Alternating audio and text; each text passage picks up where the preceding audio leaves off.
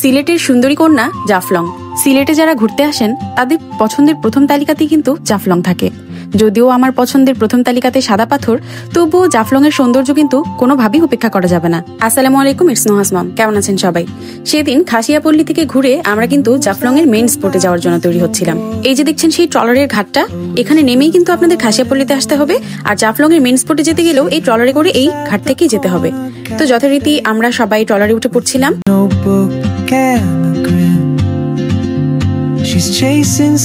এই যে সুন্দরী জাফলং এর এত সুন্দর পানি, এই পানিগুলো কিন্তু মূলত বিভিন্ন ঝর্ণা থেকে বা হিমালয়ের সোর্স থেকে আসে, যে কারণে এই পানিগুলো ভীষণ রকম ঠান্ডা হয়। লালাখাল, জাফলং, বিছানাকান্দি বা সাদা পাথর যাই বলেন না কেন, সব জায়গার পানি এরকম শীতল হয়, কেননা এই পানির সোর্স মূলত সেই হিমালয় রেঞ্জ থেকে বা বিভিন্ন ঝর্ণা থেকে আগত। আর বিশেষ করে এই স্পটগুলোয় অসংখ্য বড় ছোট পাথর থাকায় এই পানি খুব বেশি স্বচ্ছ এবং নীলচে বর্ণের হয়। ভেবে দেখুন তো কি মায়াবী এক দৃশ্য। পেছনে মেঘালয়ের বড় বড় পাহাড়, আর পাহাড়ের সামনের এই নীলচে পানিতে আমরা ট্রলারে করে যাচ্ছি। সময়টা ছিল বিকেল গড়িয়ে সন্ধ্যার ঠিক আগ মুহূর্ত। একদিনে অনেকগুলো স্পট ঘুরে দেখায় আমরা টাইমটা ঠিক কভার করে উঠতে পারিনি।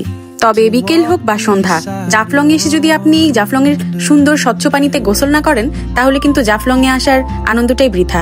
কি অদ্ভুত এক মায়াবী দৃশ্য দেখুন। উপরে নীল আকাশ, নিচে নীলচে পানি, সেই দূরে মেঘালয়ের বড় বড় সবুজ পাহাড়, আর সাথে তো সূর্যাস্তের শেষ সময়ের মিষ্টি সেই রোদটুকু আছেই, যেই রোদটুকুর আলোতে পানির রংটা আরো বেশি উজ্জ্বল হয়ে উঠেছে।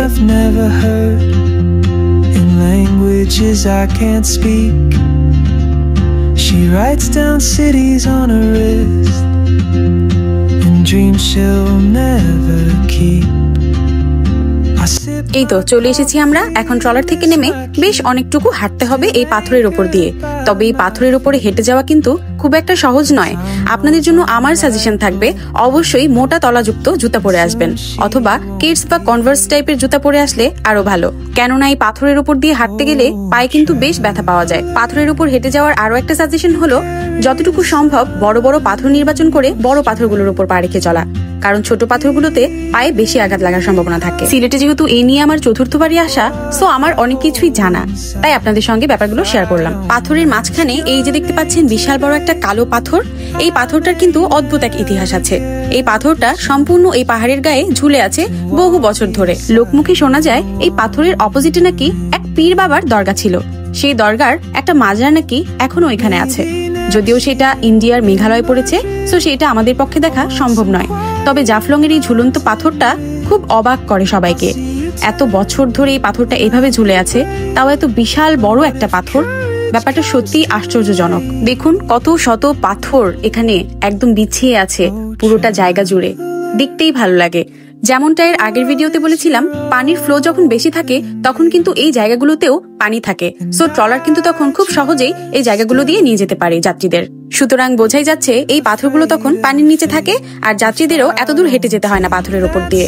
চলে এসেছি মেইন স্পটে। এখানে যে লকারগুলো দেখতে পাচ্ছেন, এই লকারে পর্যটকরা তাদের প্রয়োজনীয় জিনিসপত্র রেখে পানিতে নেমে যায়। আর দূরে যে নীল রঙের পর্দা দিয়ে ঘেরা একটা জায়গা দেখতে পাচ্ছেন, ওইরকম কয়েকটা বানানো হয়েছে। যারা গোসল করে ওঠার পর ওইখান থেকে চেঞ্জ করে তারা এখান থেকে রওনা দেয়। এটা বিশেষত মহিলাদের জন্য জনপ্রতি 20 টাকা করে নেওয়া হয় চেঞ্জিং রুমে। আমার নুহা তো পানি দেখে একদম নেমে গিয়েছে পাপার সঙ্গে, সাথে একটা টিউব ভাড়া নিয়েছে। এখানে ভাড়া নেওয়ার মতন আরো অনেক কিছুই পাওয়া যায়, কিন্তু সন্ধ্যা হয়ে যাওয়া এখন এগুলো নেই। আর ওই দূরে দেখা যাচ্ছে ইন্ডিয়া বাংলাদেশের চেকপোস্ট, আর এই যে সেই বড় পাথরটা, আর ওই দূরে দেখা যাচ্ছে ইন্ডিয়ার ঝুলন্ত ব্রিজ। মূলত এই ঝুলন্ত পাথর আর ওই ঝুলন্ত ব্রিজ, এই দুইটা জিনিস জাফলং এর সৌন্দর্যকে আরো অনেক বেশি বাড়িয়ে দেয়। পাহাড়গুলোকে স্ক্রিনে ছোট দেখতে মনে হলেও সামনে থেকে কিন্তু পাহাড়গুলো অনেক বড়। পাহাড়ের ওপরের বাড়িঘর কিংবা রাস্তাঘাটে যে গাড়ি ঘোড়া যাচ্ছে, আমরা এখানে গোসল করতে করতে ওগুলো দেখি আর পাহাড়ের সৌন্দর্য উপভোগ করি। দেখুন কি অদ্ভুত মায়াবী লাগছে। সূর্যাস্তের এই মিষ্টি রোদটুকু পানির উপর পড়ায় পানিটা একদম চকচক করছে, আর সেই খুশিতে নোহাই বেবি পানির মধ্যেই নাচানাচি শুরু করে দিয়েছে। যেমনটা আগে বলেছিলাম, আমরা আসলে ভীষণ পাহাড় প্রেমী মানুষ, তাই আমাদের এই সিলেটের মায়া অনেক বেশি টানে। কার কেমন লাগে জানি না, তবে সিলেটের প্রত্যেকটা জায়গায় আমাদের কাছে অনেক বেশি স্পেশাল। আর এত ভালো লাগা থেকেই চতুর্থবারের মতন আবার সিলেট ভ্রমণ।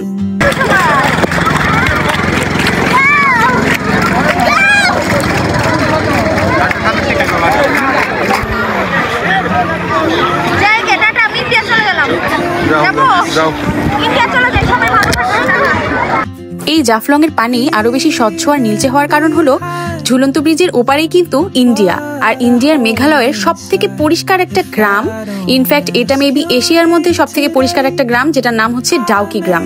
আর ডাউকি গ্রামের যে ডাউকি রিভারটা আছে, সেই রিভারটা এত বেশি স্বচ্ছ যে নিচের প্রত্যেকটা পুঙ্খানুপুঙ্খ জিনিস দেখা যায়। আপনারা কেউ চাইলে ইউটিউবে সার্চ করে নেবেন যে ডাউকি রিভারটা দেখতে কেমন। ওই ডাউকি রিভারের স্বচ্ছ পানিগুলোই এই জাফলং এর ঝুলন্ত ব্রিজের এই পারে আসায় এই পানিগুলো এত বেশি স্বচ্ছ। সবকিছু মিলিয়ে অসাধারণ এক পরিবেশ। যারা এখনো আসেননি সিলেটে তারা অবশ্যই আসবেন, আর জাফলং এ অবশ্যই আসবেন। দেখতে দেখতে একেবারেই সন্ধ্যা হয়ে গেছে, আমরা খুব তাড়াহুড়া করে চেঞ্জ করে রওনা দিয়ে দিলাম আবার হোটেলে যাওয়ার জন্য। আজকের মতন এখানেই বিদায় নিচ্ছি। আমার জাফলং এর এই ব্লগটা সবার কেমন লাগলো অবশ্যই কমেন্ট করে জানাবেন। সবাই অনেক ভালো থাকবেন। Follow mom and Nuha's blog.